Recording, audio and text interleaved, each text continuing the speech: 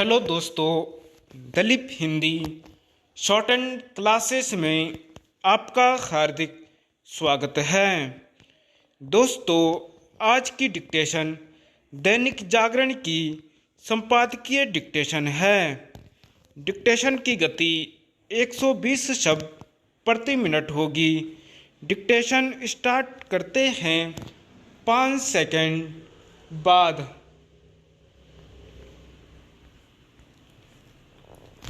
जातिवार गणना पर जोर।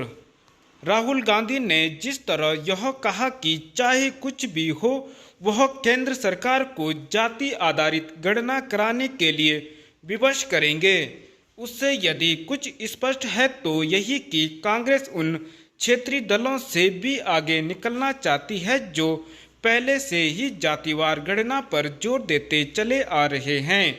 यह वही कांग्रेस है जिसने मंडल आयोग की रपट लागू किए जाने का पुरजोर विरोध करते हुए तत्कालीन प्रधानमंत्री वीपी सिंह पर देश को जातीय आधार पर बांटने का आरोप लगाया था। आज कांग्रेस जैसे जातिवार गणना पर जोर दे रही है, वैसे ही इसकी भी मांग कर रही है कि महिला आरक्षण में अन्य पिछड़ा वर्ग यानी ओबीसी की महिलाओं को भी शामिल किया जाए। लेकिन जब संपर्क सरकार के समय राज्यसभा से महिला आरक्षण विधेयक पारित हुआ था तो उसमें ऐसा कोई प्राविधान नहीं था। स्पष्ट है कि कांग्रेस अपनी विचारधारा बदल रही है और इस क्रम में वह क्षेत्रीय दलों वाले तौर तरीके अपना रही है। कांग्रेस जब से केंद्र की सत्ता से बाहर हुई है वह अपनी विचारधारा को लेकर भ्रमित है।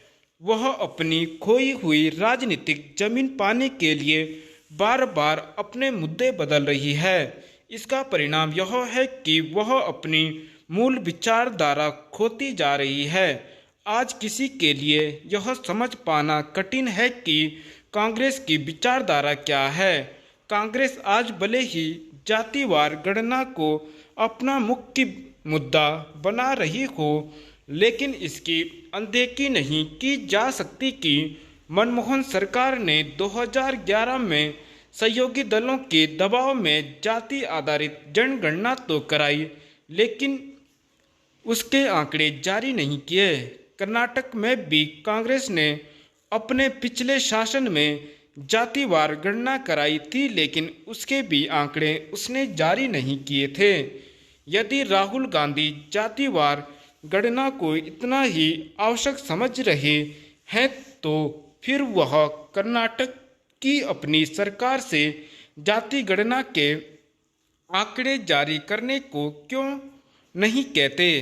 यह मानने के अच्छे भले कारण है कि कांग्रेस समेत अन्य दल आगामी 5 राज्यों के विधानसभा चुनाव में से मिजोरम को छोड़कर शेष 4 राज्यों यानी मध्य प्रदेश, छत्तीसगढ़, राजस्थान और तेलंगाना में जातिवार गणना को एक बड़ा मुद्दा बनाने की कोशिश करेंगे। यह ठीक है कि भाजपा को अनुसूचित जातियों जनजातियों के साथ ओबीसी समुदाय के एक बड़े वर्ग का समर्थन हासिल है और मोदी सरकार की विभिन्न कल्याणकारी योजनाओं से इन वर्गों को अच्छा खासा लाभ भी मिला है, लेकिन उसे जातिवार गणना के मुद्दे का सामना करना ही होगा। इस सिलसिले में प्रधानमंत्री ने यह कहा है कि उनके लिए गरीब ही सबसे बड़ी जाति और आबादी है। यह एक सच्चाई भी है, लेकिन भाजपा को चुनावी विमर्श बदलने के साथ ही यह भी स्थापित करना होगा कि समाज की जाति के आधार पर बांटे बिना भी सामाजिक न्याय की राजनीति की जा सकती है। मदरसों का सत्यापन। उत्तराखंड में सभी मदरसों का सत्यापन करने का सरकार का कदम एकदम सही है।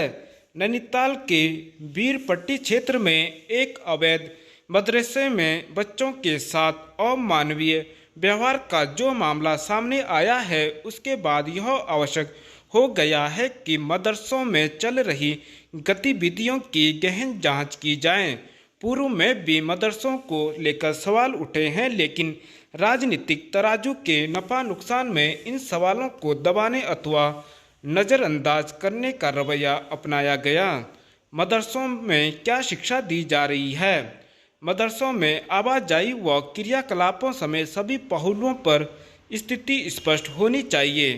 अवैध मदरसों के विरुद्ध सख्त कार्रवाई नहीं होने के पीछे क्या कारण है और कौन इसके लिए दोषी है, इसका भी पता लगाया जाना चाहिए। मुख्यमंत्री पुष्कर सिंह धामी ने सभी मदरसों का भौतिक सत्यापन करने और कहीं भी अनैतिक कार्य पाए जाने पर कानूनी कार्रवाई के निर्देश दिए हैं। ऐसे में यह उम्मीद जगी है कि अब मदरसों की आड़ में अन्य कृत्य करने वाले कानून के शिकंजे में आएंगे।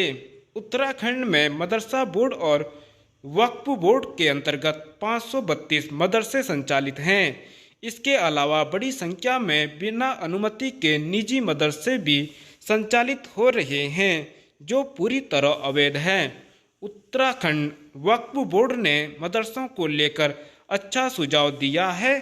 सरकार से सभी पंजीकृत व गैर पंजीकृत मदरसों की संपत्ति को वक्फ बोर्ड के दायरे में लाने का अनुरोध किया है।